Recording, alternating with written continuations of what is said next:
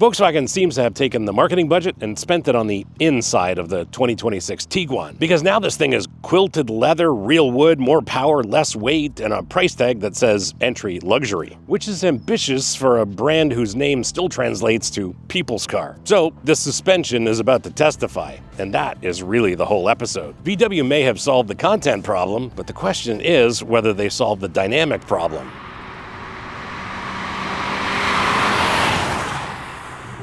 The headline is 268 horsepower, which is 67 more horsepower than any other Tiguan on the lot. The important part, my friends, is how VW got there. Lower compression, stronger pistons, stronger rods, nitrided crank, piston oil cooling. This is not software tuning chasing a better number for the brochure. They're still calling it a 2-liter, but it's doing a lot of public relations work. Same badge, same block size, completely different upbringing. Variable geometry turbos are diesel adjacent tech used to broaden response rather than deliver one big hit of boost. Here, peak torque runs from about 1900 to 4500 RPM. That wide plateau of torque makes this engine feel very usable. Torque shows up early and it stays without you having to encourage it with the throttle. Plus, this runs on 87 octane. But the trade-off is that under moderate to heavy acceleration, you hear it, and it's that typical VW 4-cylinder sound. It's not unpleasant, it's just present. The acoustic glass certainly handles the wind noise very well, but it's like Volkswagen wanted the rest of the sound deadening to communicate to you that this extra 67 horsepower was doing something. The regular 8-speed automatic carries over from the regular 201 horsepower Tiguan, and it's competent. Downshifts,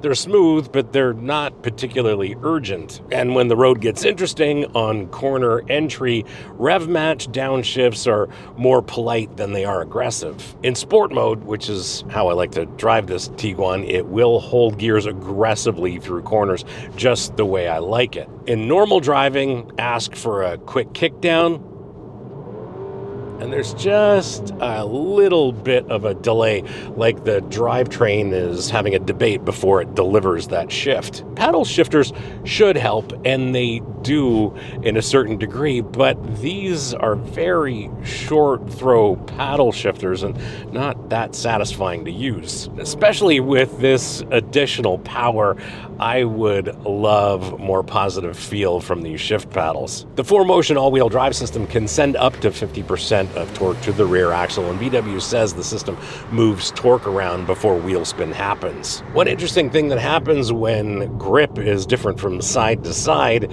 is that system uses brake-based intervention instead of a purely mechanical one. Fortunately, or unfortunately, winter's over, so I didn't get to fully test the all-wheel drive system, but in dry and wet conditions, it's extremely sure-footed. Subscribers get the next episode when it goes live. Everyone else leaves it to the algorithm. If you want to be notified when the next episode drops on this channel, well, that's what the subscribe button does. Steering is precise and it's quick enough to imply some sporting intent, but not quick enough that it implies you're going to get up to some mischief. Turn-in response is immediate, steering's precise. The only thing I'd like is a little bit more feel through the steering wheel. Thankfully, the rest of the chassis communicates to you what's going on at each of those 4 contact patches through the seat. In short, the steering's doing the accuracy work, not the feedback work, but in general, it's above average for the segment. Volkswagen brakes are typically excellent, and this is much the same, mostly. In every situation, control, pedal feel, modulation, power, all get top marks from me. There is one nuance to this brake pedal, however. The first inch or two of application are a bit soft, and then once you get into that pedal, it firms up progressively. And if I think about it, Volkswagen probably tuned that first inch or two of pedal travel for comfort, mostly for your passengers, and then the rest for driver confidence. And the reality is, once you learn where the real braking starts, the pedal is excellent. One of the things Volkswagen didn't include here, and the reason it's noticeable is because most competitors offer it, it's a brake hold function, and for somebody who spends a lot of time sitting in traffic at stoplights, it's one of those features that costs nothing to add, but at this price point, you have some explaining to do. VW says that this new Tiguan is about 170 pounds lighter than the old one, and they got there partly by deleting the third row. That's undoubtedly efficient for sure, but it's a little bit like bragging your apartment got bigger because you got rid of a roommate. For me, the biggest question is whether this chassis feels sorted, and it does. Body rolls minimal, body and wheel control with the dampers is excellent. Steering response is immediate if the steering rack is a little bit slow, but in the corners, it's satisfying, like it's got some DNA from the GTI. Suspension's based around MacPherson struts at the front, multi-link setup at the rear, conventional dampers, and at this price point, it invites comparisons to some competitors that use adaptive dampers. The suspension setup is very much to my liking. It's well balanced, it's firm, it's well controlled. That any absence of adaptive dampers is more of a miss on the spec sheet than it is in reality. Wheels and tires are 20s, they're 255 wide, 40 sidewall profile, which isn't so short that it assures total self-sabotage when you encounter one of Toronto's infamous potholes. On this channel, we know it's all about the tire, and this tire is definitely about having fun in the corners and providing a comfortable ride, and less about taking you deeper off the beaten path. If you value a firm, settled, well-controlled ride over a soft one, this Tiguan is for you. If you want your crossover to ride like it's floating on a cloud, this is not it. For this Tiguan, they chose dynamic competence over compliance, and for the driver who appreciates control, that's definitely the right choice. Ground clearance, off-road modes, and hill descent control mean that this Tiguan is theoretically prepared for off-roading, assuming your definition of off-roading means navigating a Whole Foods parking lot. If you'd like to support this channel beyond just watching, the merch store link is here, and your support there means more time for us to produce episodes like this and a little less reliance on industry access. No pressure, just an option.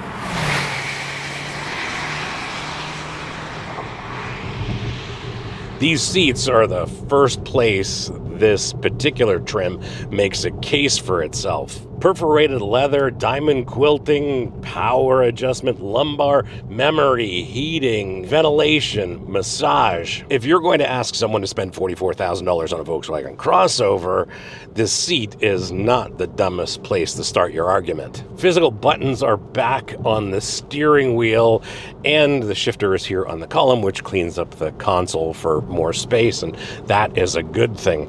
I'm not a fan of the stylistic choice of this flat bottom steering wheel, but the rest of the wheel is fantastic. Feels great in your hand and encourages you to have your hands at 9 and 3. Then Volkswagen gets weird again with this rotary controller, which is a multi-function kind of thing. It handles volume, drive modes, and mood settings called lounge, joy, nature, energetic, and minimal. Those are not drive modes, those are scented candles. Then Volkswagen gave you 3 different ways to control the audio system volume from right here in the driver's seat, and then buried the HVAC controls in the infotainment screen. American walnut trim, and that's real, not printed, quilted perforated leather on the seats, black headliner, and a 30-color ambient lighting system. Where your eyes and hands land first, it works, and the materials feel expensive because they are. Where they saved money on this interior is lower and deeper. The lower dash, the lower door cards, that's where you discover some hard plastics. The good thing is you really have to make an effort to look for them, and most buyers never will. Space inside this cabin is not a problem. Generous room here in the front as well as the second row. With my seat in my regular seating position, I've got an abundance of space in that second row, including headroom. Cargo space under the hatch with the seats folded, definitely competitive for the segment, and I really appreciate how this space is used with the freed up console by moving the shifter to the column. If I remember the specs correctly, there are a total of 4 USB-C ports, and they're all 45 watt output, which tells you VW knows that people have to live with these things. A hallmark of luxury products is to surprise and delight, and one of the surprises here are the tail lamps. The detailing and the rear badge lighting sequence are better than they need to be, which is the correct way to finish a vehicle asking this kind of money. The Harman Kardon sound system is delightful to my race car abused ears, and it's locked to this trim, as is the big screen. And as much as people want to hate on big screens, this interface is simple, straightforward, and it displays Apple CarPlay wirelessly absolutely perfectly. The digital instrument cluster is clear, simple, straightforward, gives you all the information you're looking for. It's visible in all kinds of lighting conditions, as is the heads-up display, which is a feature I absolutely love. The harder question, the one that owners answer instead of reviewers, is whether all of this still feels smart after the novelty wears off. If this episode gave you more than a brochure or a press release, hit like. It tells YouTube to share this episode with more people like you interested in an episode like this. Takes just a second.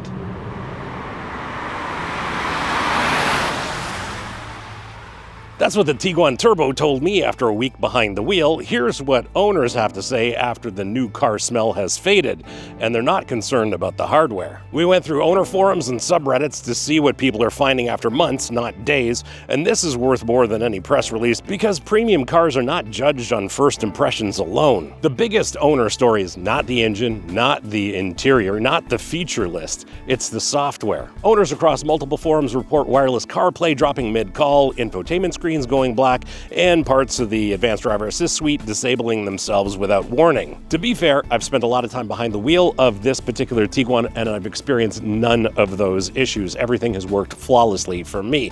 The second issue is a little more mechanical. Owners describe a low-speed hesitation or tug as the car decelerates into first at stoplights, and they describe it the same way whether the car has a few hundred miles or several thousand. The common workaround is to stay lightly on the throttle through that transition, which suggests something in that handoff is not fully sorted. Next is the advanced driver assist behavior, and several owners report phantom braking and hard stops when nothing's in the path of the Tiguan. The community workaround is wiping the front emblem and windshield sensor area because dust, residue, or moisture may be part of the trigger. Once again, I didn't experience any of these issues, and for context, I live and drive in a big city with lots of traffic. The next issue?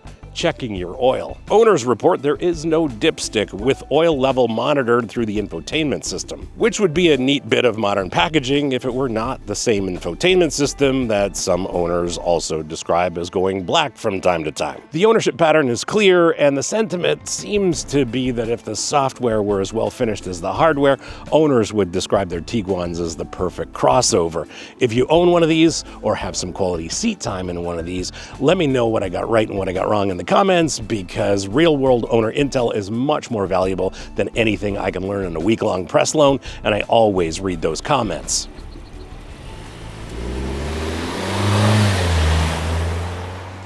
VW didn't build this Tiguan as a trim walk exercise. The stronger engine, the upgraded cabin, the materials, the long feature list, all of it says they made a serious attempt to move the Tiguan out of the compact crossover conversation and into something closer to entry luxury. So the content problem is solved. This isn't a cheap crossover with decoration. It looks and feels like a more expensive vehicle. The credibility problem is a little bit more difficult to solve.